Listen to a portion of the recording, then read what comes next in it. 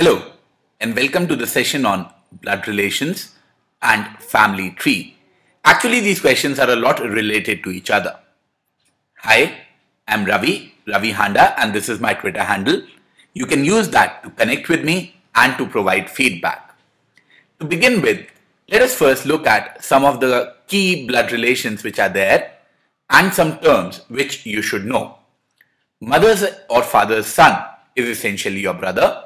Very similarly, mother's or father's daughter is your sister. Very basic, I am just going to rush through it. Mother's or father's brother is your uncle. Mother's or father's sister is your aunt. Mother or father's father is your grandfather. Mother or father's mother is your grandmother. See, in English, there is no such distinction as exists in Hindi or any other language where your paternal grandfather and your maternal grandfather are different. If they want to specify that, then they will mention a paternal grandfather or a maternal grandfather in the question. However, terms like grandfather and grandmother, they are all encompassing.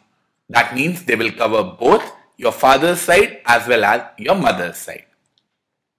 Sister or brother's son is the nephew. Sister's or brother's daughter is your niece. Uncle or aunt's child are your cousins. And you know what a grandchild is. What is a grandchild's child? That is a great grandchild.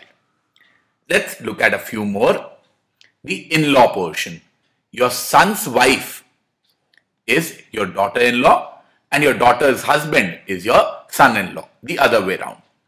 Your husband or wife's sister is your sister-in-law, but that is not the only person who can be called your sister-in-law. Your brother's wife can also be called your sister-in-law. So that is a distinction that you need to make clear. Husband or wife's sister. Think about it. Husband or wife's sister is your sister-in-law. Also, your brother's wife is your sister-in-law. Very similarly, husband or wife's brother or your sister's husband. They are both your brother-in-laws. So in English, as was the case with your grandfather and grandmother, sister-in-laws and brother-in-laws are also encompassing, as in they contain a lot of stuff. To continue, let us look at the questions. The questions are typically of two types. One, in which your blood relations are checked. Let's look at a relationship example. In this, you're given a statement like this. What relation is your sister's aunt's husband's son is to you? Something like this. Here, there is no need to draw a family tree. We'll get to the family tree later. These type of questions are best solved if you can just spot the relationship between consecutive terms. What I'm saying is this. You are related to you as, let's just say, start with a U. Then your sister is actually your sister. Your sister's aunt is who to you? Your sister's aunt is your aunt as well. Then your aunt's husband, who is he to you? Your aunt's husband is your uncle. Your uncle's son, who is your uncle's son to you? Your uncle's son is your cousin. As you can see, something as complicated as your sister's aunt's husband's son has become so simple, and this is a technique that you can use. Instead of directly trying to jump, just start from one of the values, which will typically be you, your sister's, then aunt, then your sister's aunt is your aunt's husband is your uncle's son is your cousin, and that will lead you to the correct answer. So this is a good way of doing this sort of questions. However, having said that, there are a few questions which require a little more detail and a little more representation. Let us look at that representation. That representation is known as a family tree. Now, when you drop a diagram, when you drop a tree-like structure, your question, your data becomes a lot simple. There are some rules, however, that you should follow. What are those rules? Different generations should be kept at different levels. Say for example, father and mother are in a different generation as son and daughter, actually they are a generation above. So you keep them at different levels. Father and mother are at a certain level, son and daughter are at a different level. Marriages are represented by double lines. Males are put in square brackets. So father and son come in square or rectangular brackets, whereas females are represented in circles. So mother and daughter are represented in a circle. This double parallel lines, this is denoting a bond of marriage.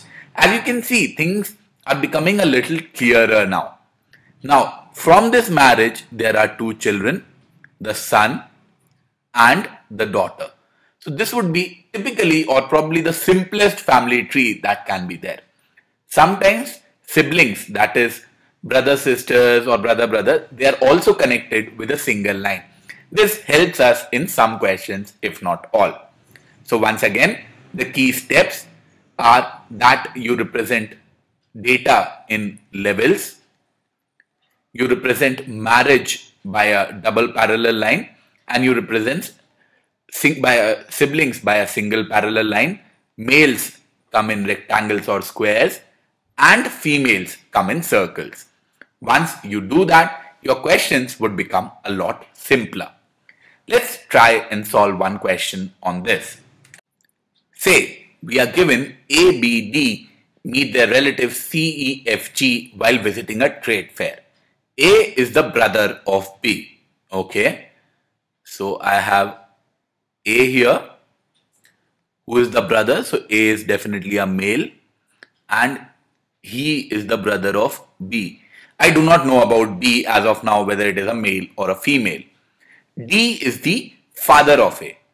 So if D is the father of A, D is also a male. D is married to someone and their children are A and B. Who is D married to? I don't know. Till now, no information is given. Then I know F is the only child of C and E. Okay. So there is another family which has C and E are married to each other and they have an only child F. I do not know whether C is male, female, E or F. I do not have any such information. E, who is married to G's sister. Okay, so now I get some information. E is married to G's sister. That means C is female and C is G's sister. And since E is married to her, so E should be male. Okay. Then E is the father-in-law of B. E's only child is F and is the father-in-law. So that means B and F are married to each other. So this is all the information that we have. Once again, I'll just repeat.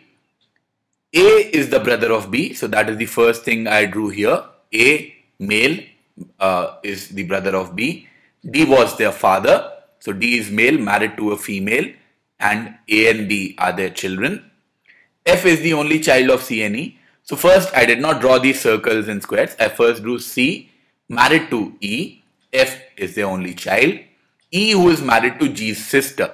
That means C became a female, E became a male, is the father-in-law of B. Now, how can E be a father-in-law? E can be a father-in-law if and only if E's child is married to B. Now, if F is a male, then B is a female. If F is a female, then B is a male. So that essentially represents our family tree. That essentially is the representation of the data which was given to us. Now let us look at the questions which otherwise would have been really difficult. The questions are such. How many female members are there? Okay. So who are the female members? We do not know about B. We know about C is a female. We do not know about G. We do not know about F. So what can I say about the number of female members? What I can say is that definitely C is a female. What else can I say? I can say that B and F are married to each other. So one of them will be a female, and also G may or may not be a female. So what will be my answer? How many female members are there?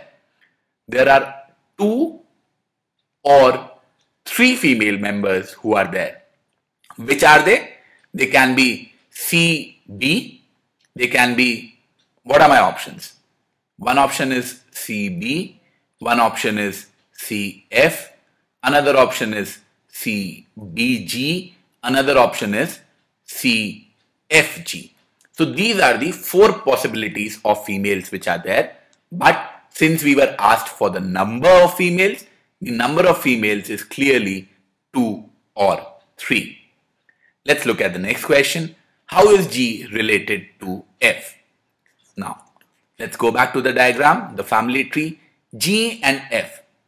We do not know whether G is a male or a female. We do not know F is a male or a female. What do we know? We know for a fact that F's mother is sister of G. So these two can be uncle and nephew, uncle and niece. Any relationship is possible among them. Uncle-nephew is possible if both are male. Uncle-niece, if G is male, F is female. Aunt-nephew, if G is male, if G is female and F is male. Aunt-niece when both are females. Which means that both, or rather all of these are possible, and my answer would be E. Then comes the next question. Who is the spouse of F? I think this one is simple. B is married to F, so B is the spouse of F. If the question was who is the whether they are B is the husband of F or B is the wife of F, then we will not be able to say, because we do not know that B is a male or a female. But what do we know?